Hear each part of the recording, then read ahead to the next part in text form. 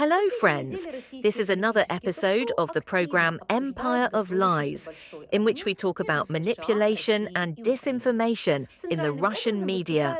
Personal enmity instead of aggression, how Russian TV explains the war in Ukraine.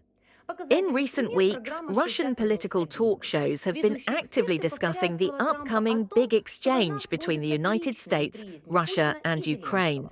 The central figure is Donald Trump, whom the Kremlin portrays as almost the only world politician capable of stopping the war. A good example is Skabeeva's 60 Minutes program. The hosts and experts repeat Trump's words that the war comes down to personal hostility between Putin and Zelensky. This formula removes responsibility from Russia and makes the invasion a private conflict in which the West should not interfere, shifting the framework of the discussion. It is important that the discussion of the Ukrainian topic is constantly linked to global issues, the reduction of nuclear arsenals, the creation of a new security architecture. The stories about the negotiations are presented in the logic of a grand bargain between Russia and the United States, where Ukraine is just a bargaining chip. Moscow is trying to create the appearance that this is not about violating international law, but about restoring the balance of power. The propaganda emphasizes that Trump is talking to Putin as an equal, and Kyiv is portrayed as an obstacle incapable of making independent decisions. This presentation is dangerous because it normalizes the idea of territorial concessions as a natural path to peace. Russia is trying to impose the idea that since the war is personal, then compromise is only possible at the cost of land. Moreover, Europe is portrayed as dependent and weak, and Putin as an equal global player discussing nuclear disarmament and the fate of global security with Trump. America is tired. Europe will pay. The second key line is shifting the financial and military burden onto the Europeans. On air, 60 Minutes repeatedly emphasizes, the US is no longer spending a cent, Europe will have to pay. A kind of vassal rhetoric. NATO allies allegedly call Trump the President of Europe. Such a narrative serves a dual purpose.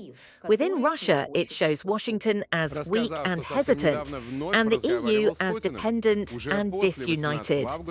For the European audience, it is important to see how the Kremlin is trying to introduce the idea of an inevitable separation of accounts. He said that he had recently spoken with Putin again. After August 18th, when the American leader left the Europeans and Zelensky to wait in the East Room of the White House, he himself went to the Oval Office to call the Kremlin. The new conversation was good, like the previous one, Trump tells reporters. At the same time, the two presidents discuss not only Ukraine, but also the reduction of nuclear arsenals. Putin, according to Trump, supports the idea of denuclearization. Washington wants to involve Beijing in this process. As for Ukraine, Trump still counts on a personal meeting between Putin and Zelensky. He claims that it is allegedly hindered by personal hostility between them, and he threatens Moscow. The refusal of the Russian president to meet with the Kyiv usurper will lead to very serious consequences. Trump did not specify, as in the case of security guarantees for Ukraine. He noted that the main burden will fall on the Europeans. President Trump still has other trump cards. We supply weapons through NATO, sell American weapons and ammunition to our European NATO allies and Canada, and they are already transferring them to Ukraine. Donald Trump's favorite newspaper, the New York Post, comes out with threats against Moscow. The publication writes that Putin gave Trump hope for a meeting with Zelensky, and then, with the help of Lavrov, changed the plans.